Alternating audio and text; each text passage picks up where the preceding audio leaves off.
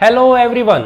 जहां हम last video में अपने दो कॉन्सेप्ट्स के बारे में जहां पे हमने कंसंट्रेशन टर्म्स को डिस्कस करना स्टार्ट किया था, वहां पे हमने लास्ट में दो टर्म्स डिस्कस की। पहला जहां पे हमने देखा मोलैरिटी क्या होता है और दूसरा जहां पे हमने देखा मोलैलिटी क्या होता है। आज हम उसी के आगे जो हम डिस्कस करने वाले हैं वो हम डिस्कस करेंगे नॉर्मेलिटी को। नॉर्मेलिटी क्या होता है? नॉर्मेलिटी ध्यान से देखना है। नॉर्मेलिटी का मतलब है हम इसको इंडिकेट करते हैं वो एन से। हमने मोलैरिटी देखा, वो देखा number of moles of solute थे, उसको अगर यदि डिवाइड करते हैं वॉल्यूम ऑफ सॉल्यूशन से तो हमारे पास में मोलैरिटी बनता है। यहां पे भी सिमिलर तरीके से बनता है, लेकिन वो टर्म क्या बनती है? Number of gram equivalents. अगर इसको हम डिवाइड कर देते हैं किसके? Equivalents of solute. किसी भी सोल्यूट के अगर कोई ग्राम इक्विवेलेंट्स हैं उसको हम डिवाइड कर दें किस टर्म से? अगर यदि हम उसको वॉल्यूम ऑफ सॉल्यूशन से डिवाइड कर देते हैं इन लीटर, तो हमारे पास में जो टर्म निकल के आएगी वो आएगी नॉर्मेलिटी। अब सोल्यूट के नंबर ऑफ इक्विवेलेंट्स क्या है? ग्राम इक्विवेलेंट्स होते क्या है? हम इसको समझ लेते हैं। नंबर ऑफ ग्राम इक्विवेलेंट्स, तो ग्राम इक्विवेलेंट्स का फॉर्मूला होता है ग्राम इक्विवेलेंट्स। ध्यान से समझना है, बिल्कुल आराम से, क्योंकि हमारे पास सबसे ज्यादा इंपॉर्टेंट फॉर्मूला बनता है वो नॉर्मेलिटी ही बनता है। क्लियर है? तो अगर हम ग्राम इक्विवेलेंट देखें तो ग्राम इक्विवेलेंट होता है कोई भी वेट। किसका वेट? क्योंकि ग्राम इक्विवेलेंट्स किसके हैं? वो सोल्यूट के हैं। सोल्यूट के हैं, तो हमारे पास में वेट ऑफ सोल्यूट, इसको डिवाइड कर देते हैं equivalent weight of solute upon equivalent weight of solute. ध्यान देना इस बात का, wait of solute upon equivalent weight of solute. अभी तक तो हम क्या पढ़ रहे थे? मोलर मास पढ़ रहे थे या मोलर वेट पढ़ रहे थे या एटॉमिक वेट पढ़ रहे थे। यहां पे हमारे पास में एक नई टर्म आ जाती है, वो आ जाती है इक्विवेलेंट वेट के। ये इक्विवेलेंट वेट होता है क्या? हमें पता ही नहीं इक्विवेलेंट वेट होता है क्या, क्योंकि हम तो अभी तक जो पढ़ रहे हैं वो मास पढ़ रहे हैं, वेट पढ़ रहे हैं, एटॉमिक मास पढ़ रहे हैं, मोलर मास पढ़ रहे हैं, लेकिन यहां पे तो इक्विवेलेंट वेट आ गया। ये क्या चीज है? तो चलो इसका भी फॉर्मूला देखते हैं कि इक्विवेलेंट वेट का क्या फॉर्मूला होता है। इक्विवेलेंट मास या इक्विवेलेंट वेट का फॉर्मूला क्या होता है? वो होता है मोलर मास किसी भी कंपोनेंट का, चाहे वो सोल्यूट हो, सॉल्वेंट हो, कोई भी हो। हम सोल्यूट की बात कर रहे हैं तो यहां पे molar mass of solute, molar mass of solute, उसको अगर यदि हम डिवाइड कर देते हैं किससे? एन फैक्टर से। अब ये एक और नई बीमारी आ गई भाई। ऊपर हमने देखा नंबर ऑफ ग्राम इक्विवेलेंट्स। ये ग्राम इक्विवेलेंट्स क्या होता है? चलो उसका फॉर्मूला देख ले। ग्राम इक्विवेलेंट होता है wait of solute upon equivalent weight of solute होता है। ठीक है, अब ये इक्विवेलेंट वेट वर्ड आ गया। इक्विवेलेंट वेट होता है molar mass of solute upon N factor. ठीक है, अब ये एन फैक्टर क्या है इसको हम डिस्कस करेंगे अभी कुछ देर में। पहले हम इन फॉर्मूलाज को इसमें पुटअप करके देख लेते हैं, नॉर्मेलिटी का क्या फॉर्मूला बनता है, उसके बाद में हम एन फैक्टर को समझ लेंगे। क्लियर है? तो अगर यदि हम यहां पे देखें equivalent weight of solute upon equivalent weight, इसको पुट कर देते हैं यहां पे पुट करेंगे तो हमारे पास मोलर मास किसकी जगह, ये फॉर्मूला किसकी जगह रख दे यहां पे, तो हम लिखना स्टार्ट करते हैं। Normality N is equals to, ऊपर क्या बन गया? Weight of solute divided by weight equivalent into volume of solution. ये बना इन लीटर, ये लीटर में बने। ठीक है, अब इसके बाद चलते हैं इक्विवेलेंट वेट का हमें फॉर्मूला ये लिखा हुआ है, तो weight of solute upon weight, equivalent weight या इक्विवेलेंट मास किसके बराबर है? Molar mass upon N factor into volume of solution in litre. अब ये एन फैक्टर डिवाइड में है तो ये टर्म कहां चली जाएगी? ऊपर चली जाएगी। तो मेरे पास में ये फॉर्मूला क्या बन जाएगा? Weight of solute upon molar mass of solute, यही बने, into N factor upon volume of solution in litre. अब देखो हमें ये टर्म कुछ जानी पहचानी सी लग रही है, mass upon molar mass that is equals to moles. तो हमारे पास में क्या बन गया? Moles of solute into N factor upon volume of solution in litre is equals to normality. मेरे पास में फॉर्मूला बन के आया है ये वाला, ये बन गया। अगर मैं नॉर्मेलिटी का डायरेक्ट फॉर्मूला देखूं तो मेरे पास में वो क्या बना, moles of solute upon volume of solution, volume of solution. अगर यदि मैं इस वॉल्यूम ऑफ सॉल्यूशन को खोल दूं किसमें, ml में, तो मेरे पास n of solute upon v of solution into ऊपर 1000 चला गया और इंटू n फैक्टर। अब अगर यदि मैं इस फॉर्मूले को ध्यान से देखूं तो मेरे पास ये फॉर्मूला किसका बन चुका है, जो हमने पढ़ा है स्टार्टिंग में, मोलैरिटी या मोलेलिटी। मोलेलिटी में तो क्या आता है, volume, weight of solvent, weight of solvent आता है, लेकिन यहां पे वॉल्यूम ऑफ सॉल्यूशन है। तो मेरे पास ये फॉर्मूला किसका बन गया, मोलैरिटी का। तो अगर किसी ने मेरे से डायरेक्टली रिलेशन पूछा है, रिलेशन बिटवीन किस चीज में, relation between normality and molarity क्या होता है, तो हम क्या कहेंगे, यहां से देखो ये फॉर्मूला बन गया, किसका बन गया, मोलैरिटी का। तो मेरे पास normality is equals to molarity into N factor. अब सबके दिमाग में यही चल रहा होगा, सर ये एन फैक्टर होता क्या है, हमें पता ही नहीं है एन फैक्टर होता क्या है। वो भी हम अभी कैलकुलेट करते हैं एन फैक्टर होता क्या है। तो मेरे पास सबसे पहला टर्म तो ये आ गया निकल के, normality is equals to molarity into N factor. अगर यदि मैं इसको सिंपली लिखना चाहूं इसकी टर्म्स में, तो n is equals to n into m। तो यहां से हम कह सकते हैं नानी, अगर यदि याद रखना है तो नानी is equals to n into मामी। कितनी मामी है, n नंबर ऑफ मामीज है, ठीक है, नानी है इक्वल्स टू n मामी, इसके बराबर है। क्लियर। तो मेरे पास में यहां से फॉर्मूला बना, normality is equals to n factor into molarity. अब हम एक बात समझने की कोशिश करते हैं कि n फैक्टर है क्या चीज, किसे बोल रहे हैं हम n फैक्टर, तो हम उसी को समझ लेते हैं। n फैक्टर है क्या, देखो n फैक्टर क्या है। सबसे पहले तो आपको ये फॉर्मूला ध्यान होना चाहिए, नॉर्मेलिटी को क्या बोलते हैं, किस तरीके से कैलकुलेट करते हैं, क्या इसका फॉर्मूला होता है, सबसे ज्यादा इंपॉर्टेंट है। अब हम देखते हैं इसमें नॉर्मेलिटी का जो हमारे पास में n फैक्टर है, n फैक्टर क्या चीज होती है, क्या बीमारी है ये चीज। देखो आपने वर्ड सुना होगा एसिड, आपने वर्ड सुना होगा बेस। क्या होता है एसिड, एसिड क्या होते हैं, बेस क्या होते हैं, हमें नहीं पता बेस क्या होते हैं। हमें एक चीज और पता होगी, सोल्ट्स भी बोलते हैं। भाई एसिड की बेस के साथ में रिएक्शन होती है तो हमें सोल्ट मिलता है, और न्यूट्रलाइजेशन रिएक्शन होती है, सोल्ट बनता है प्लस वाटर बनता है, दो ही चीजें तो मिलती है। अगर कोई भी एसिड की रिएक्शन बेस के साथ में होती है तो एसिड प्लस बेस क्या देते हैं, सोल्ट प्लस वाटर, ये चीज तो मिलती है हमें। तो हमारे पास में एन फैक्टर हम यहां से निकाल सकते हैं। हम एक चैप्टर पढ़ेंगे आखिरी में, 8वां चैप्टर, जिसको हम बोलेंगे रेडॉक्स रिएक्शन। वहां पे हम एन फैक्टर को रेडॉक्स कंपोनेंट से भी कैलकुलेट करेंगे कि वहां से एन फैक्टर क्या होता है। ठीक है, फिलहाल हम यहां पे इन 3 कंपोनेंट से देखते हैं एन फैक्टर क्या चीज होता है।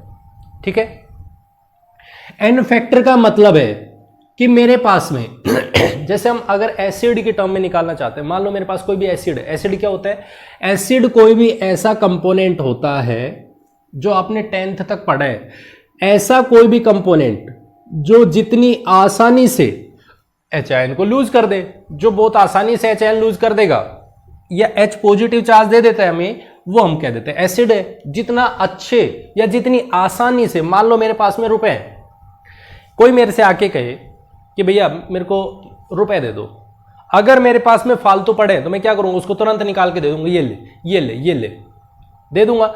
और अगर यदि मान लो सपोज करो मेरे पास में रुपए ही नहीं है और वो आके मुझसे पूछने लगे भैया पैसे दे दो, क्या मैं कहूंगा उसको पैसे ले जा? नहीं, मैं तो अपनी पॉकेट को टाइट और कर लूंगा, कभी 1 रुपए पड़ा है उसको भी ना छीन ले जाए। बात क्लियर है?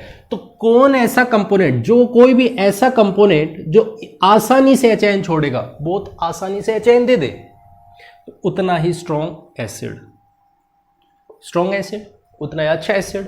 तो जितनी आसानी से एच लूज कर रहा है वो एसिड, बहुत अच्छी बात है। अब कितने number of H ions lose कर रहे हैं, number of H positive charge, number of H ions कितने लूज कर रहे हैं, वही हमारे पास में एसिड का एन फैक्टर होता है। वही क्या होगा, एसिड का एन फैक्टर होता है। जैसे आपने बहुत अच्छे से सुना है HCl एसिड, HCl एसिड है, बहुत बिल्कुल सुना है हमने, HCl एसिड होता है, हाइड्रोक्लोरिक एसिड होता है। एन फैक्टर कितना, तो हम बोलेंगे इसमें एक N factor, number of N factor या नंबर ऑफ एच आयंस कितने लूज करेगा, एक एच आयन लूज करेगा, तो मेरे पास में एन फैक्टर हो गया इसका 1। क्यों, क्योंकि ये जैसे टूटेगा तो ये बनेगा H positive plus Cl negative. भाई हाइड्रोजन इसके पास थे वो लूज हो चुके हैं और ये बन गया H पॉजिटिव Cl नेगेटिव, तो इसका एन फैक्टर कितना, दैट इज 1। ठीक है।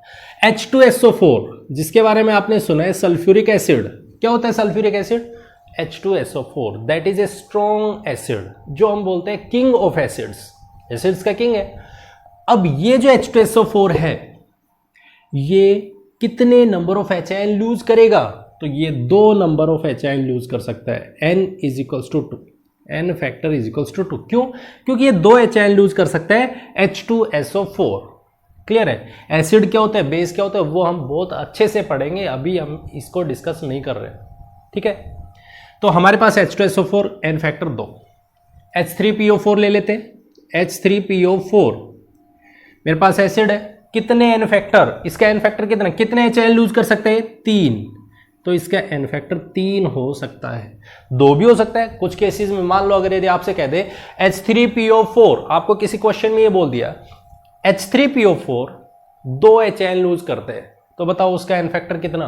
तो अब ये मत कह देना कि वह 3 है, क्योंकि वो लूज कितने कर रहे हैं, वो 2 ही लूज कर रहे हैं, तीसरा लूज नहीं किए, तो 2 लूज किए। इसका मतलब क्या है, H3PO4 लूज कर रहे हैं, वो 2 एच आयन लूज कर रहे हैं, 2 H पॉजिटिव लूज कर रहे हैं, बिल्कुल तभी तो एसिड है, एच आयन लूज कर रहे हैं, तो 2 H लूज कर दिए। अभी है कितने इसके पास, 3 है, तो ये अब बच गया HPO4 2-, मतलब एक एच आयन नहीं छोड़ा इसने, 2 छोड़े, तो इसका एन फैक्टर इस केस में यहां पे एन फैक्टर कितने हैं, 2।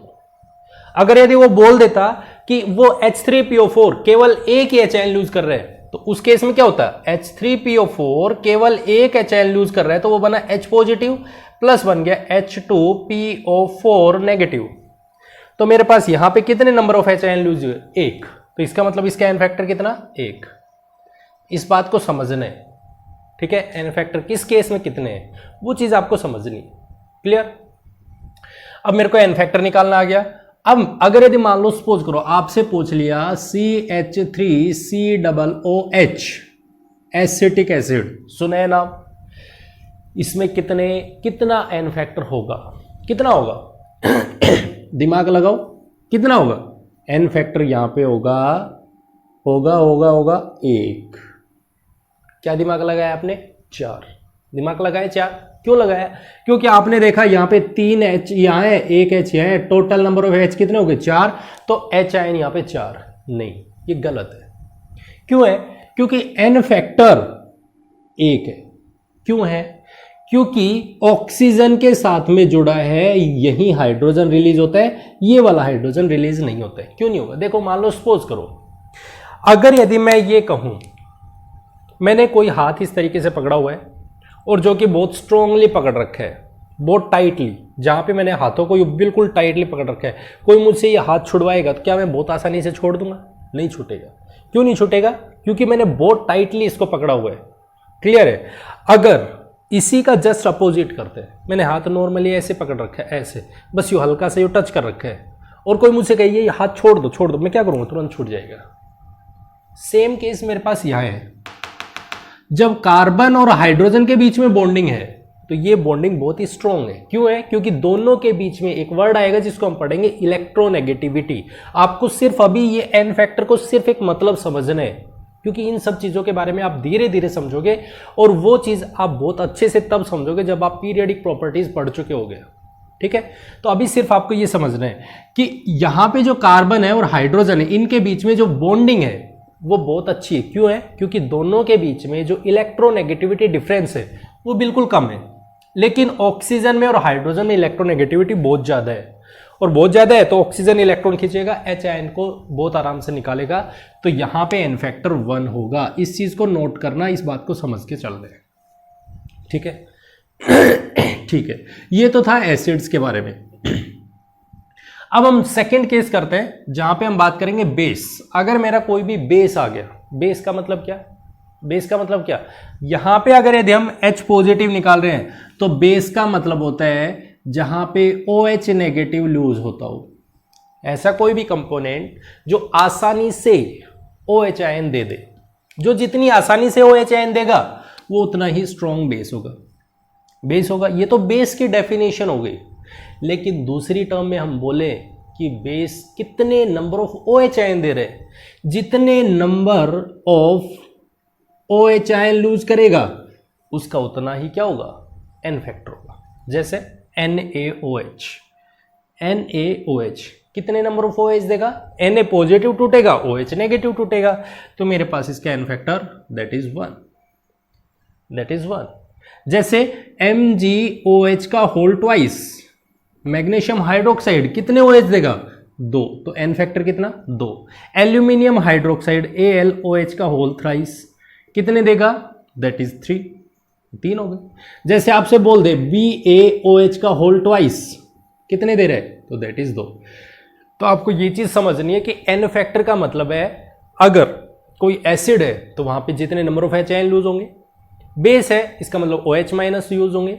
और अगर सोल्ट्स की बात करते हैं, सोल्ट का मतलब है कि मेरे पास में, क्योंकि जब कोई भी सोल्ट बनेगा तो वो इनसे मिलके ही बनेगा, एसिड और बेस से। और एसिड का यहाँ पे एसिड तो H आयन लूज कर चुका होगा, OH लूज कर चुका होगा, H2 निकल गया। जैसे NaCl, ठीक है। अगर यदि मैं सोल्ट को डिसोसिएट करूं तो कोई भी कंपोनेंट बनता है वो पॉजिटिव चार्ज और नेगेटिव चार्ज से बनता है। कोई भी जो कंपाउंड बनेगा, सोल्ट का कंपाउंड बनेगा, वो क्या बनेगा? पॉजिटिव चार्ज और नेगेटिव चार्ज के मिलने से बनेगा। और जब पॉजिटिव और नेगेटिव चार्ज से मिलकर बनेगा और वो सोल्ट होगा, वो न्यूट्रल होगा, तो इसका मतलब क्या हुआ? इसका मतलब क्या होगा? जितने नंबर ऑफ पॉजिटिव चार्ज हैं उतने तो नंबर ऑफ नेगेटिव चार्ज है। इसका मतलब यही तो हुआ भाई, जितने नंबर ऑफ पॉजिटिव चार्ज है उतने नंबर ऑफ नेगेटिव चार्ज है। तो हम किसी भी एक को मान लेंगे, किसी भी एक को, मतलब चाहे तो हम पॉजिटिव चार्ज को ले ले कि नंबर ऑफ पॉजिटिव चार्ज कितने हैं, ये N फैक्टर हो जाएगा, या फिर हम ये कह दें नंबर ऑफ नेगेटिव चार्ज कितने उसमें, ये N फैक्टर हो जाएगा। किसी भी एक को लेना है, चाहे तो पॉजिटिव के ले दो चाहे हम नेगेटिव को ले दें, दोनों में से एक को अज्यूम कर रहे हैं। जैसे हम कह रहे हैं, यहां पे हमने लिख दिया, मैं यहां पे एग्जांपल मेंशन कर रहा हूं, NaCl कैसे टूटा? ये Na पॉजिटिव में टूट गया, Cl नेगेटिव में टूट गया। पॉजिटिव चार्ज टोटल कितने? एक पॉजिटिव है, टोटल नेगेटिव 1, तो एक ही तो पॉजिटिव है, एक ही नेगेटिव है, तो किसी भी एक को अज्यूम कर लो, N फैक्टर कितना होगा? That is 1। जैसे दूसरा ले लेते हैं, MgCl2 मेरे पास कोई कंपाउंड लिखा है, सोल्ट है, यहां पे कितना N फैक्टर होगा? मैं इसको डिसोसिएट करता हूं, मैग्नीशियम 2 प्लस Cl माइनस में टूटता है, Cl नेगेटिव में टूटता है। कितने पॉजिटिव चार्ज है? That is 2 positive. कितने नेगेटिव चार्ज है? That is -1। एक ही तो चार्ज है? नहीं। कितने क्लोरीन जुड़े हैं? That is 2 into -1 that is 2। 2 positive है 2 नेगेटिव है, किसी भी एक को अज्यूम कर लेते हैं और वही उसका N फैक्टर होगा। जितने टोटल नंबर ऑफ पॉजिटिव, जितने टोटल नंबर ऑफ नेगेटिव, उनमें से किसी भी एक चार्ज को अज्यूम करना है और वो हमारे पास में उसका N फैक्टर होगा। तो यहां पे N फैक्टर कितना? That is 2। और ले लेते हैं एग्जांपल, AlCl3 क्या बना? एल्यूमिनियम पे तो 3 पॉजिटिव, Cl पे नेगेटिव, लेकिन कितने Cl है? That is 3 negative. तो मेरे पास इसका N फैक्टर कितना? That is 3। क्लियर है? आपको मोलैरिटी निकालनी आती है, मोलैरिटी आप निकालते हो, बहुत अच्छे से निकालते हो। अगर आपको मोलैरिटी आती है तो आप बहुत आराम से नॉर्मेलिटी निकाल सकते हो। नॉर्मेलिटी का फॉर्मूला क्या हो जाएगा? That is N factor into molarity. अगर आपको नॉर्मेलिटी निकालनी आएगी, नॉर्मेलिटी कब निकालोगे? जब आपको मोलैरिटी आती है। मोलैरिटी आ गई तो नंबर ऑफ N फैक्टर देख लो, वहां से आप तुरंत N फैक्टर निकाल सकते हो, नॉर्मेलिटी निकाल सकते हो। क्लियर है? कोई डाउट नहीं होना चाहिए अभी तक, एकदम बिल्कुल क्लियरली ध्यान से समझ के चल रहे हैं। क्लियर? क्वेश्चन कर लेते हैं, छोटा सा एक क्वेश्चन कर लेते हैं, उसके बाद हम चलते हैं आगे। देखो, सपोज करते हैं मेरे पास एक कोई भी कंपोनेंट दे रखा है, फॉस्फोरिक एसिड ही मान लेते हैं। या हम कोई भी एक और ले लो, K2SO4, इसको ले लेते हैं, पोटाशियम सल्फेट K2SO4। या हम और सिंपल करना चाहें तो हम, क्योंकि हम बहुत आराम से पढ़ते हैं, कैलकुलेशन हमारे लिए आसान होगी, तो हम ये मान लेते हैं CaCO3 है, कैल्शियम कार्बोनेट है। ये मेरे पास में 20 ग्राम प्रेजेंट है, 20 ग्राम कैल्शियम कार्बोनेट प्रेजेंट है। उसको हमने डिसोल्व किया और एक एक्वस सॉल्यूशन बनाया, जो कि मेरे पास में 250 ml सॉल्यूशन बना। मेरे पास कैल्शियम कार्बोनेट है जो 20 ग्राम है, उसको हमने जैसे वाटर में डिसोल्व किया, वहां से हमारे पास सॉल्यूशन बना और वो 250 ml का एक्वस सॉल्यूशन बना, और वो बना कैल्शियम कार्बोनेट का एक्वस सॉल्यूशन। ठीक है, फाइंड कीजिए। पहली चीज फाइंड मोलैरिटी, फाइंड कीजिए नॉर्मेलिटी। निकालना है, निकाल देंगे, क्या फर्क पड़ता है। देखो, सबसे पहले हम मोलैरिटी निकाल देते हैं, क्योंकि हमें एक बात पता है, normality is equals to n factor into molarity. तो पहले हम मोलैरिटी निकाल लेते हैं, क्योंकि मोलैरिटी अगर आ गई तो हम n फैक्टर पता कर लेंगे, नॉर्मेलिटी में पुट कर देंगे, आंसर आ जाएगा। हम निकालते हैं मोलैरिटी। मोलैरिटी का फॉर्मूला क्या हो गया, molarity is equals to number of moles of solute upon volume of solution into 1000, क्योंकि ये तो ml में ले रहे हैं ना, ml में लेना है। Number of moles of solute, solute के मोल्स कितने हैं, सोल्यूट की क्वांटिटी कितनी है, सोल्यूट की क्वांटिटी दे रखी है, that is 20 gram. Molar mass कितना होता है कैल्शियम कार्बोनेट का, 100 होता है, ये तो आपको पता है, कैल्शियम कार्बोनेट दैट इज 100 होता है। Volume of solution, volume of solution, solution का वॉल्यूम कितना हो गया 250 ml, 250 ml हो गया। कैंसिल करो, कैंसिल कर दिया। इसको अगर और कैंसिल करने हैं तो 2 कैंसिल हो गए, 20 से ये हो गया 20/25, ये वैल्यू आ गई 20/25, 5 से कैंसिल कर दो, 5 4 जा 5 5 जा, और जब इसको सॉल्व करेंगे तो 0.8 ही बचेगा ग्राम, सॉरी मोल पर लीटर, मोल पर लीटर। ये मेरे पास आ गई मोलैरिटी, मोलैरिटी की वैल्यू आ गई, मोलैरिटी कैलकुलेट हो गया। ठीक है, अब इसी का जस्ट अपोजिट केस देखो, मोलैरिटी एन फैक्टर देखते हैं, एन फैक्टर कितना होगा, एन फैक्टर, एन फैक्टर मेरे पास में होगा, क्या लिखा है कैल्शियम कार्बोनेट, कैल्शियम कार्बोनेट, क्या फॉर्मूला होता है कैल्शियम कार्बोनेट का, CaCO3। और कैल्शियम पे कितना चार्ज होता है, कैल्शियम पे 2 पॉजिटिव चार्ज होता है। इसका मतलब मेरे पास ये हो गया, ये बना है कैल्शियम 2 पॉजिटिव, कार्बोनेट 2 नेगेटिव में, total number of positive charge, क्योंकि ये तो सॉल्ट है, पॉजिटिव चार्ज या नेगेटिव चार्ज को टोटल कितने है, दैट इज 2, दैट इज 2। तो नॉर्मेलिटी क्या होगी, normality is equals to N factor, N factor कितना ट्वाइस, मोलैरिटी, मोलैरिटी कितनी 0.8। तो मेरे पास में क्या आ जाएगा, क्या आ जाएगा, यहां पे वैल्यू कैलकुलेट करेंगे तो 2 into that is 1.6, 1.6 gram equivalents पर लीटर, इसका ग्राम इक्विवेलेंट्स पर लीटर हमारे पास में। कई केसेस में आपको सीधा नॉर्मल भी लिखा मिल सकता है, इसकी यूनिट 1.6 नॉर्मल, वो भी सेम है, कोई घबराने वाली बात नहीं कि यूनिट में नॉर्मल n लिखा हुआ है, हम तो पढ़ के आए हैं कि ग्राम इक्विवेलेंट्स पर लीटर, दोनों सेम बात है, कोई घबराने वाली चीज़ नहीं है। क्लियर हो गया, इस तरीके से हम नॉर्मेलिटी कैलकुलेट करते हैं। कंफर्म, बिल्कुल कंफर्म। चलो अब ध्यान से समझने, क्या समझने, देखो मान लो, सपोज करो, बिल्कुल आराम से, अगर हम, एक वर्ड होता है जिसको हम बोलते हैं डाइल्यूट, डाइल्यूट करना, डाइल्यूट करने का मतलब क्या है, जैसे सपोज करते हैं मेरे पास चाय है, हमें बोल दिया, किसी ने बोला कि आपको चाय बना के लानी है, मैं चला गया चाय बनाने चला गया, ठीक है, मुझे चाय बनाने के लिए सॉल्यूशन दे दिया, क्या दिया कि मेरे को इसमें शुगर दे दी, ठीक है भाई शुगर दे दी, मेरे को इधर चाय पत्ती दे दी, मैंने वो भी डाल दी, मेरे को इसमें पानी डाला हुआ था, पानी था पहले, शुगर दी वो ऐड कर दी, इसमें चाय पत्ती थी वो ऐड कर दी, मुझे बोल दिया दूध लीजिए, मैंने वो भी ऐड कर दिया, मुझे बोल दिया अदरक लीजिए, वो ऐड कर दिया। मतलब मेरे को जो जो इसमें कंपोनेंट ऐड करने थे, चाय बनाने के लिए जो जो चीज़ें रिक्वायर्ड थी, वो सब चीज़ें इसमें डिजोल्व कर दी। ठीक है, मुझे टेस्ट ही नहीं करना आया। क्या चीज़?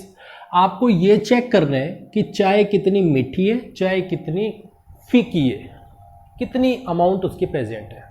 जैसे अगर मुझे ये नहीं पता करना, मुझे ये नहीं पता चलता कि भाई आदमी है उस हिसाब से कितनी चीनी उसमें ऐड करनी है, कितनी उसमें चीनी कम करनी है। मुझे बोल दिया कि बस चाय बना लो, ये इतनी चीनी रखी है, मेरे को एक पूरा कंटेनर दे दिया और वो उठा के उसमें बोल दिया। ठीक है, अपने हिसाब से मैंने उसमें पानी डाल लिया, फालतू डाला या कम डाला मुझे नहीं पता है, मुझे नहीं पता है। ठीक है, चले गए चाय बनाने लग गए। अब जैसे मैंने चाय बनाई तो मुझे इनिशियली पता चला कि चाय बहुत ही फीकी थी, टेस्ट कम था उसका। मतलब टेस्ट का मतलब ये कह सकते हैं उसमें मीठा बहुत कम आ रहा था, उसमें स्वाद ही नहीं था, मिठास नहीं था। इसका मतलब क्या हुआ? जो चाय की कंसंट्रेशन है उसमें शुगर की कंसंट्रेशन है वो बहुत ही कम अमाउंट में है। कब है? क्योंकि मैंने इसमें क्या डाला हुआ है? पानी डाला हुआ है, और वो पानी बहुत ज़्यादा डाला हुआ है। मुझे इस चाय में से पानी को ख़त्म करना है, मुझे चाय में चीनी का टेस्ट बढ़ाना है। चीनी का टेस्ट बढ़ाना है तो मैं क्या करूं? इसमें से मैं अगर पानी को इवेपोरेट कर दूं, पानी को मैं उड़ा दूं, तो मेरे पास अपने आप चीनी बच जाएगी। क्योंकि ये बात तो पता है कि अगर चाय बनाएंगे तो उसमें से ऐसा थोड़ी उसमें से चीनी उड़ के बाहर चली जाएगी। चीनी तो उड़ने से रही, क्या उड़ सकता है? सिर्फ पानी जा सकता है। मैं अगर यहाँ से पानी को निकाल दूं तो मेरे पास चीनी का स्वाद बच जाएगा। जैसे चलो छोड़ो इसको, अगर आप नहीं समझ पाए और चीज़ समझते हैं। सपोज करते हैं मेरे पास में 1 लीटर पानी का ग्लास है। सपोज करो, छोड़ो उस एग्जाम्पल को भूल जाना। मेरे पास में 1 लीटर पानी का ग्लास है, 1 लीटर पानी का ग्लास है। ठीक है, मेरे को 50 ग्राम चीनी दे दी, 50 ग्राम चीनी दी और मेरे को बोल दिया इसमें डिजोल्व करो। मैंने इसमें डिजोल्व कर दिया, डिजोल्व कर दिया। मेरे पास एक सॉल्यूशन बन के आया और वो सॉल्यूशन 1 लीटर से बढ़ के कुछ और हो गया, मान लो सपोज करो कुछ भी हो गया, उसमें मैंने कंप्लीटली इस चीनी को डिजोल्व कर दिया। डिजोल्व कर दिया, कोई फर्क नहीं पड़ा, नहीं पड़ा। इसमें से अगर मैं देखूं सोल्यूट कौन, सॉल्वेंट कौन है, तो मैंने देखा शुगर जो प्रेजेंट है मेरी, वो शुगर मेरे सोल्यूट है, और सॉल्वेंट कौन है? That is water. शुगर मेरा सोल्यूट है और वाटर मेरा सॉल्वेंट है, दोनों चीजें। अब मेरे को इसमें से एक चीज ध्यान से बतानी है, ध्यान से समझना है, बहुत आराम से समझना है। अगर मेरे को यहां से नंबर ऑफ मोल्स निकालने पड़े, number of moles of solute कितने हैं? दैट इज 50 अपॉन शुगर का वेट, शुगर का मोलर मास कितना होगा? शुगर का होगा जितना भी 348 346 समथिंग कुछ वैल्यू होती है, 342 समथिंग, वो वैल्यू से डिवाइड कर देंगे तो नंबर ऑफ मोल्स आ जाएंगे। ठीक है, अब मैंने इस सॉल्यूशन में जो मेरे पास यहां पे बन के आया है, जो सॉल्यूशन मेरे पास बन के आया है, उस सॉल्यूशन में मेरे पास इतने, मान लो n मान लेते हैं, n number of moles present है। किसके? चीनी के। चीनी के नंबर ऑफ मोल्स प्रेजेंट है। ठीक है, अब मेरे को बाहर से कंटेनर दे दिया और उसमें पानी भरा हुआ है और मुझे बोल दिया इसमें ऐड करो, इसको डाइल्यूट कर दो। जब मैं डाइल्यूट कर रहा हूं, जब मैं इस सॉल्यूशन को डाइल्यूट करने लग रहा हूं, तो क्या मेरे पास में चीनी के नंबर ऑफ मोल्स हैं वो कम हो रहे हैं या बढ़ रहे हैं या घट रहे हैं या उतने ही हैं? यहां पे कितने ऐड किए थे? 50 ग्राम ऐड की थी चीनी, 50 ग्राम ही इसमें प्रेजेंट है। वो चीनी गई कहीं? कहीं नहीं गई, वो बस इतनी है कि पहले ये मिठास आ रहा था, अब वो कंसंट्रेशन कम हो गई है, अब ये फीकापन हो गया है। किसको करने पे? क्या करने पे? डाइल्यूट करने पे। डाइल्यूट करने पे क्या नंबर ऑफ मोल्स पे इफेक्ट पड़े? नंबर ऑफ मोल्स पे कोई इफेक्ट नहीं पड़े। जितने number of moles before dilution थे, बिफोर डाइल्यूशन, उतने नंबर ऑफ मोल्स यहां पे प्रेजेंट है। डाइल्यूट का मतलब क्या होता है? वाटर एडिशन, वाटर को ऐड कर रहे हैं। तो हमने इसमें पानी ऐड किया तो नंबर ऑफ मोल्स पे कोई इफेक्ट नहीं पड़े। तो इसका मतलब मेरे पास एक यहां से कॉन्सेप्ट निकल के आता है, और वो कॉन्सेप्ट क्या निकल के आता है कि हमें बहुत सारे क्वेश्चंस ऐसे देखने को मिलेंगे कि कि जहां पे मोलैरिटी और नॉर्मेलिटी के बारे में रिलेशन पूछा जाएगा। क्या पूछा जाएगा? डाइल्यूशन का एक कॉन्सेप्ट है जिसको अगर यदि हम पढ़ेंगे तो हमें बोला जाएगा कि भाई हमने कोई भी एक सॉल्यूशन है, बिफोर डाइल्यूशन मेरे पास एक कंपोनेंट है, उस कंपोनेंट की मोलैरिटी m1 है और इसका जो सॉल्यूशन है वो v1 है, इसमें नंबर ऑफ मोल्स है वो n है। जब डाइल्यूट किया तो उस डाइल्यूट करने से पहले मैंने सॉल्यूशन बनाया किसका, 50 ग्राम चीनी ली थी और मेरे पास में 1 लीटर पानी था, उन दोनों को मिला के मैंने एक सॉल्यूशन बनाया जिसकी मोलैरिटी वो m थी, कंसंट्रेशन थी वो ज्यादा मीठा था और उसका वॉल्यूम था वो v वॉल्यूम था। 1 लीटर था, जो भी लीटर था v वॉल्यूम उसका था, मतलब v1 उसका वॉल्यूम था, m1 उसका कंसंट्रेशन थी या मोलैरिटी थी, नंबर ऑफ मोल्स उसके n थे।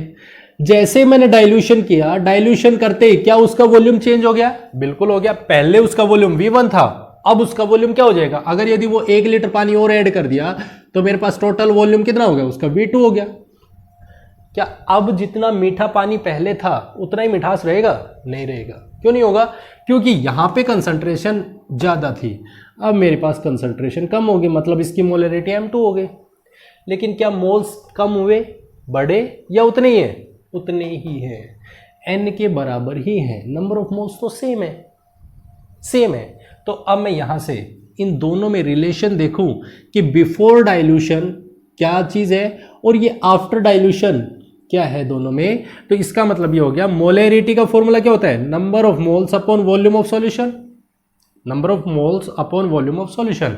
इसके लिए तो m1 v1 और n है, इसके लिए m2 n upon v2, n और n दोनों के दोनों number of moles of solute दोनों बराबर है दोनों बराबर है। m1 v1 is equals to n और ये क्या बना? m2 v2 is equals to n। ये दोनों चीजें बराबर है तो इसका मतलब क्या है? ये दोनों चीजें आपस में क्या होंगी? बराबर होंगी। तो हम ये कह सकते हैं डाइल्यूशन के कॉन्सेप्ट में हमारे पास में number of moles of solute वो कांस्टेंट होते हैं या वो सेम होते हैं। तो इसका मतलब मेरे पास क्या हो गया? m1 v1 is equals to m2 v2। मेरे पास एक कॉन्सेप्ट बन के आता है जहां से एक फॉर्मूला बनता है, वो बनता है m1 v1 is equals to m2 v2 और उस फॉर्मूले को अप्लाई करेंगे और क्वेश्चन करेंगे। ठीक है, कैसे करेंगे ध्यान से समझने। जैसे मान लो सपोज करो आपको क्वेश्चन दे दिया, एक क्या दे दिया? क्वेश्चन ये बोल दिया कि मेरे पास में कंटेनर है और उस कंटेनर में मेरे पास शुगर का सॉल्यूशन है और वाटर, मतलब या आप ये बोल दो, सीधा बोल दो एक्वस सॉल्यूशन ऑफ शुगर। ठीक है, जहां पे जो सॉल्यूशन बने उसका सॉल्यूशन का वॉल्यूम है वो 250 ml है, जहां पे उसकी मोलैरिटी है वो 0.5 मोलर सॉल्यूशन है, 0.5 मोलर सॉल्यूशन है। अब हमने क्या किया? उसको डाइल्यूट कर दिया, सॉल्यूशन को हमने डाइल्यूट किया और डाइल्यूट होने के बाद में उसी सॉल्यूशन का जो वॉल्यूम है वो 500 ml हो गया। तो फाइंड कीजिए उसकी मोलैरिटी क्या होगी आफ्टर डाइल्यूशन। डाइल्यूशन के बाद उसकी कंसंट्रेशन क्या होगी, मोलैरिटी क्या होगी, हमें ये चीज कैलकुलेट करनी है। तो हम क्या करते हैं, हमें पता है डाइल्यूशन है, डाइल्यूशन का मतलब number of moles of solute is equals to n1 is equals to n2, दोनों के दोनों बराबर है। तो n1 is equals to n2, it means n is equals to n है। कब है? जब m1 v1 is equals to m2 v2 है, m2 v2 है। तो हम यहां से क्या कर रहे हैं, मोलैरिटी फर्स्ट का डाइल्यूशन से पहले 0.5, वॉल्यूम कितने है दैट इज 250। भाई दोनों के दोनों ml में ही है, 1000 को यूज करने की जरूरत नहीं है। मत समझना इस चीज को कि भाई 1000 कहां गया। मोलैरिटी का फॉर्मूला तो ये होता है n अपॉन v इंटू 1000, यही होता है, बिल्कुल होता है। लेकिन हमारे पास में m2 n upon v into 1000 करेंगे, ये v1 है, m1 है, v2 है, डिवाइड कर रहे तो ये कैंसिल, ये कैंसिल, क्या फायदा है? कोई फायदा नहीं है। तो हम इसको सीधा लिख सकते हैं। अच्छा, अब ये सोचोगे कि हमने डिवाइड क्यों किया, देखो यही फॉर्मूला आ रहा है, m1 upon m2 is equals to v2 ऊपर v1 नीचे, v2 ऊपर V1 नीचे क्रॉस मल्टीप्लाई करोगे तो आपको यही मिलेगा M1 V1 is equals to M2 V2। ये मत सोचना कि ये क्या क्या है, दोनों चीज़ें सेम ही है। क्लियर है? तो हमारे पास ये फॉर्मूला बना और हमने यहाँ पे मेंशन कर दिया। अब यहाँ पे क्या बना, 0.5 इंटू 250 इज इक्वल्स टू कितना 500। इसका वॉल्यूम, मोलरिटी वो हमें कैलकुलेट करनी है। कैलकुलेट करते हैं 500 इसके डिवाइड में 500, मोलरिटी दैट इज M, 0.5 है ये 1/2। सॉल्व करते हैं तो ये आ गया 250 अपॉन 1000, 10 से 10 कैंसिल, 1/4 दैट इज 0.25। इतने मोलर मेरा सॉल्यूशन आ जाएगा। एकदम क्लियर है? डाइल्यूट के कॉन्सेप्ट में कोई डाउट नहीं बचा होगा, समझ आ गया होगा M1 V1 is equals to M2 V2 क्यों लिखा। क्लियर? पक्का क्लियर है? ठीक है। अब अगर यदि हम देखें तो मेरे पास यहां पे भाई ये चीज तो ठीक है कि हमारे पास में अगर कोई भी ऐसा सॉल्यूशन दे रखा है जहां पे डाइल्यूट करना है, वो तो हमने देख लिया, लेकिन अगर मिक्सिंग का कॉन्सेप्ट आ जाए, मिक्सिंग का सिमिलर चीज है मिक्सिंग, मतलब हमने कोई भी दो सॉल्यूशन लिए और उनको आपस में मिक्स किया और मेरे पास तीसरा कंपोनेंट बना दिया। कैसे? जैसे मान लो मैंने यहां पे कोई भी एक सॉल्यूशन लिया जिसकी मोलरिटी M1 है, कंसंट्रेशन M1 है, जिसका वॉल्यूम V1 है। एक सॉल्यूशन ए बीकर ले रखा है, ठीक है। दूसरा बीकर है मेरे पास में, कोई भी एक सॉल्यूशन बनाया, दूसरा एक और सॉल्यूशन बना रखा है जिसकी मोलरिटी या कंसंट्रेशन M2 है और उसका वॉल्यूम V2 है। इन दोनों सॉल्यूशन को, ये मेरे पास B है, इन दोनों कंटेनर को आपस में मिक्स किया। मिक्स करने का मतलब है मैंने मान लो एक तरफ तो मैं यहाँ पे वाटर लूं और उसमें शरबत बना लूं, दूसरी तरफ मैं वाटर और उसमें मिल्क, दोनों चीजों का ऐड कर लूं। अब दोनों को मैंने आपस में मिक्स कर लिया। मिक्स करूंगा तो क्या उसका वॉल्यूम बढ़ेगा या घटेगा? बढ़ जाएगा। कंसंट्रेशन है वो वेरी करेगी। तो हमारे पास जैसे ही ये दोनों सॉल्यूशन आपस में मिक्स होके आएंगे तो उस टाइम में इस कंसंट्रेशन की, इस सॉल्यूशन की जो मोलरिटी होगी वो कंसंट्रेशन कुछ भी हो सकती है, कोई जरूरी नहीं है मेरे पास इन दोनों का समेशन ही हो, वो कुछ भी हो सकती है। लेकिन क्या वॉल्यूम पे कोई फर्क पड़ेगा? नहीं पड़ेगा। दोनों का वॉल्यूम आपस में एडअप होगा और वो बन जाएगा V1 प्लस V2। हमने क्या किया है, यहां पे मेरे पास में कोई भी कंसंट्रेशन थी जिसका वॉल्यूम V1 है, एक कंटेनर है उसमें मेरे पास सॉल्यूशन बना है जहां पे उसकी कंसंट्रेशन M1, उसका वॉल्यूम V1, यही है। दूसरा कंटेनर जिसमें मेरे पास में एक और सॉल्यूशन भरा है, मान लो यहां पे मैंने शरबत लिया हुआ है और यहां पे मैंने वाटर लिया हुआ है, इन दोनों का सॉल्यूशन बनाया है। इस कंटेनर में मेरे पास में मिल्क है और दूसरी साइड में मेरे पास उसका वाटर है, इन दोनों को मिलाए हुए। तो यहां पे हमारे पास इन दोनों सॉल्यूशंस को मिला के हमारे पास एक और तीसरा सॉल्यूशन बनाया जो इन दोनों की मिक्सिंग से बना है। उसके लिए हमें कंसंट्रेशन कैलकुलेट करनी है। तो ऐसे केसेस में जहां पे हमें मिक्सिंग का कॉन्सेप्ट दे रखा है और उसमें हमें ये कैलकुलेट करना है कि इसमें इस कंसंट्रेशन की, जब हम दो सॉल्यूशंस को मिलाते हैं तो तीसरा जो सॉल्यूशन बनेगा उसकी कंसंट्रेशन क्या होगी, क्योंकि कोई जरूरी नहीं है मेरे पास इसकी कंसंट्रेशन जो इनमें प्रेजेंट है वही समेशन होके आए। बात क्लियर है? तो अलग भी कंसंट्रेशन हो सकती है। तो उस केस में हम ये लिख सकते हैं कि हमारे पास पहले सॉल्यूशन की जो कंसंट्रेशन है, दूसरे सॉल्यूशन का जो वॉल्यूम है, पहले सॉल्यूशन का जो वॉल्यूम है, first concentration into volume, plus जो दूसरा जो कंटेनर है इसकी कंसंट्रेशन इनटू इसका वॉल्यूम इज इक्वल्स टू होंगे, क्योंकि इनका जो वॉल्यूम है वो तो टोटल ही तो होगा, दोनों का सम होके जाएगा, वॉल्यूम तो टोटल होगा। तो हमारे पास में यहां से ये बन गया M, जो इसकी कंसंट्रेशन आएगी निकल के, वो हमें नहीं पता है वो कितनी बनेगी, इनटू V1 प्लस V2 जो टोटल वॉल्यूम के बराबर होगी। तो हमारे पास में दो कॉन्सेप्ट जो सबसे इंपॉर्टेंट बनते हैं, एक डाइल्यूट सॉल्यूशन का और दूसरा हमारे पास में मिक्सिंग के कॉन्सेप्ट से। दोनों को बहुत ध्यान से समझना है, कंफ्यूज नहीं होना है कि हमारे पास यहाँ पे V1 प्लस V2 क्यों किया, वहां पे M1 V1 is equals to M2 V2 क्यों किया हुआ है। तो इसका मतलब ये है हम मिक्सिंग करते हैं तो वहां पे वॉल्यूम ऑफ सॉल्यूशन है वो समेशन हो जाता है, टोटल वॉल्यूम बन के आते हैं, कंसंट्रेशन वेरी कर सकती है, ठीक है, लेकिन मोल्स तो सेम ही है, मोल्स तो सेम ही चल रहे हैं। बात क्लियर है? तो इस बात को ध्यान रखना है। अब हम एक चीज और छोटी सी इसमें समझ लेते हैं, एक छोटा सा पोर्शन और है इसमें जो हमारे पास में बन के आता है, वो है जैसे हमें एक चीज सिंपल सा हमें फॉर्मूला ध्यान देना है। क्या हमने एक चीज पढ़ी, मोलैरिटी क्या होती है? मोलैरिटी का फॉर्मूला क्या होता है? That is m is equals to, वो होता है, मैं सिंपल फॉर्मूला लिख रहा हूं, mass of solute into 1000 upon molar mass of solute into volume of solution.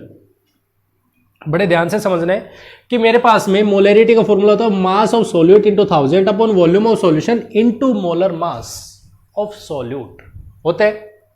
अब हमारे पास एक लास्ट चीज जिसे हम समझना चाहते हैं या जिसका हम डेरिवेशन देखना चाहते हैं, रिलेशन देखना चाहते हैं, स्ट्रेंथ क्या होता है? स्ट्रेंथ का फॉर्मूला क्या होगा? स्ट्रेंथ क्या होता है? स्ट्रेंथ का फॉर्मूला होता है मास ऑफ सॉल्यूट, कि भाई कोई भी सॉल्यूट जो प्रेजेंट है सॉल्यूशन में, उस सॉल्यूट का मास कितना होगा, into 1000 upon volume of solution. किसमें? ml में होगा। अब अगर यदि मैं इस फॉर्मूले को मैं ऊपर वाले फॉर्मूले में देखना चाहूं तो मुझे इसकी छवि बिल्कुल दिखने लग रही है कि मास of solute into volume of solution into 1000 मेरे पास में कहां है? मोलैरिटी में एज इट इज है, जो हमारे पास में स्ट्रेंथ का फॉर्मूला होता है। इसी फॉर्मूले की वैल्यू को हम यहां पे पुट कर देते हैं, जिसको हम इंडिकेट कर रहे हैं एस से। कहां पे लिख देते हैं? Molarity that is m is equals to क्या बन गया? Strength upon molar mass. मेरे पास ये फॉर्मूला बन के आ गया, molarity is equals to strength upon molar mass. और हमें निकालना क्या है? हमें तो स्ट्रेंथ का फॉर्मूला निकालना है। तो स्ट्रेंथ का फॉर्मूला किसके बराबर हो गया? स्ट्रेंथ का फॉर्मूला हो गया मोलैरिटी इंटू मोलर मास। अगर यदि मोलर मास पता है हमें किसी भी कंपोनेंट का, अगर मुझे मोलैरिटी कैलकुलेट करनी आती है और मोलर मास कंपोनेंट का मैं निकाल सकता हूं, उससे मल्टीप्लाई कर दूंगा तो मेरे पास में स्ट्रेंथ आ जाएगी। अब सिंपल सी एक चीज, यूनिट क्या है? स्ट्रेंथ की यूनिट क्या है? स्ट्रेंथ की यूनिट क्या बनेगी? देखो यहां से मास के लिए ग्राम, वॉल्यूम किस में था? लीटर में होता है। 1000 से मल्टीप्लाई करने के बाद ही तो ml में है, तो हम लीटर में लेते हैं, तो ग्राम पर लीटर, इसकी यूनिट क्या होगी? ग्राम पर लीटर। अब अगर यदि आपसे ये पूछा जाए ये टेम्परेचर डिपेंड कर रहे हैं, टेम्परेचर इंडिपेंडेंट है, तो हम सिंपल देखेंगे यहां पे वॉल्यूम आ रहा है, तो इसका मतलब क्या है? टेम्परेचर डिपेंडेंट होगी। तो नॉर्मेलिटी टेम्परेचर डिपेंडेंट थी, strength temperature dependent, molarity temperature dependent. Molarity क्या उसमें कहीं वॉल्यूम आ रहा था? नहीं आ रहा था, तो इसका मतलब क्या है? वो टेम्परेचर इंडिपेंडेंट है, वो टेम्परेचर इंडिपेंडेंट। क्लियर? तो हमें ये चीजें ध्यान देनी है, कौन सी टर्म टेम्परेचर डिपेंड करेंगी, कौन सी टर्म टेम्परेचर इंडिपेंडेंट होंगी। जितना भी कॉन्सेप्ट बनता है, जो भी कंसंट्रेशन टर्म्स बनती है, वो सारी की सारी हमने यहाँ पे डिस्कस कर ली है।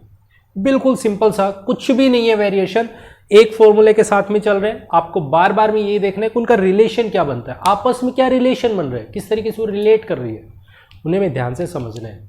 और रही बात इनके जो जितने भी न्यूमेरिकल पोर्शंस है, वो हम इसके नेक्स्ट वीडियो में हम डिस्कस करेंगे, किस तरीके से हम इनके न्यूमेरिकल्स को सोल्व करेंगे, कैसे कैसे हमारे पास प्रॉब्लम्स होती हैं इसकी, उनको डिस्कस करेंगे बहुत अच्छे से।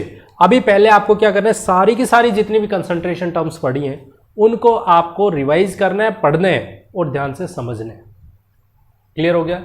तो पहले इस चीज को पढ़ के देखिए, समझ के देखिए, उसके बाद अगर कोई भी डाउट आता है तो वो आप डिस्कस कीजिए और पूछ सकते हो, कमेंट में मेंशन कर सकते हो। तो ये था हमारा आज का लेक्चर, जिसमें हमने बात की है कंसंट्रेशन टर्म्स जितनी भी बची हुई थी उसके बारे में। आई होप आप लोगों को ये लेक्चर पसंद आया होगा। अगर पसंद आया है तो इसे लाइक, कमेंट और शेयर जरूर करें, और अगर चैनल अभी तक सब्सक्राइब नहीं किया है तो चैनल को सब्सक्राइब जरूर करें। Thank you very much and have a nice day.